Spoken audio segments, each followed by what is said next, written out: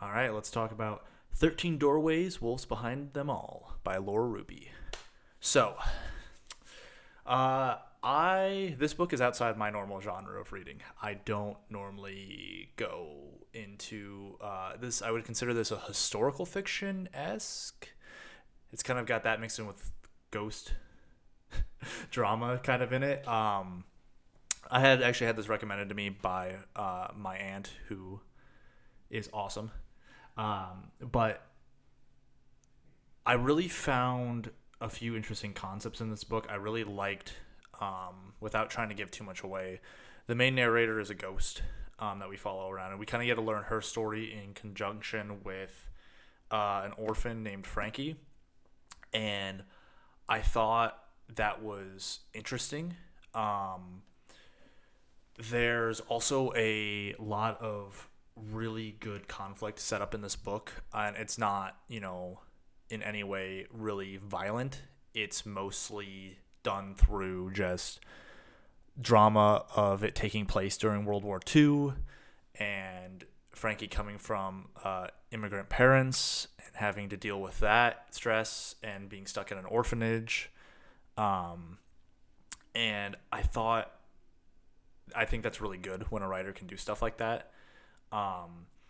One other thing I really liked was Frankie as a character. I thought she was pretty compelling, and I found myself rooting for her throughout the book, and that's like a big thing. Your main character, you need to be able to get your audience to get emotionally invested in them. And I found myself enjoying reading Frankie's story and wanting to find out what happens next. There is a huge complaint that I have, which is the perspective. The POV of the story is really weird. That's just the best way to put it. We're in the mind of this ghost that's following Frankie, but there are times where her perspective, we get the internal dialogue of Frankie, we get Frankie's thoughts and things like that, and that's not you're not staying in the consistent perspective during a story, and it was kind of pulling me out. And for a while there in the beginning of the book, I was expecting it to have some kind of payoff, because usually when writers do something like that, that's a little weird.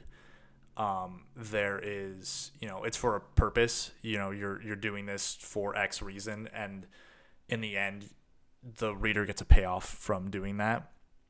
I was disappointed. That did not happen by the end of the story, and it kind of made me. It made me a lot less receptive to the book. That's just me. That's my personal opinion, and I don't normally care that much about I do care about craft a lot, but I'm literally going for a master's in creative writing. I care about craft, but usually I'm okay with people bending the rules and breaking the rules, because you can break the rules as long as you do it well. It's just a matter of you have to pay off this one thing, and that's like one thing that kind of pulled me out a little bit. And again, this isn't my personal favorite genre. I prefer fantasy and sci-fi, speculative type fiction. And so I wasn't super invested because it's not my thing all the time. But I read a lot of stuff outside of my preferred genres because I think it's important, and two, because I usually have to for a class and stuff.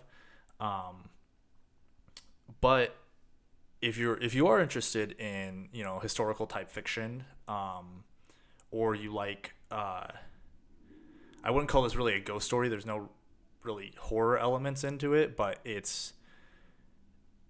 you've got some of that like ghost type. You have literal ghosts in this book. So if you like those types of things, I would say give it a shot. It's definitely got some good parts about it. It's not. I wouldn't say it's my favorite book of all time. I actually have a hard time figuring out which book that is, but it's definitely worth. It's only like I listen to a lot of audiobooks, so it's only like a 10-hour audiobook, so it's pretty short. I will go through things like Rhythm of War by Brandon Sanderson. That's like close to 60 hours. So for me, this was like a super quick read, and I got through it, I don't know, in a couple days. It wasn't really that long. So, check it out. And if you have read the book, let me know what you think down in the comments below, and we can have a healthy discussion about it. So, see you next time.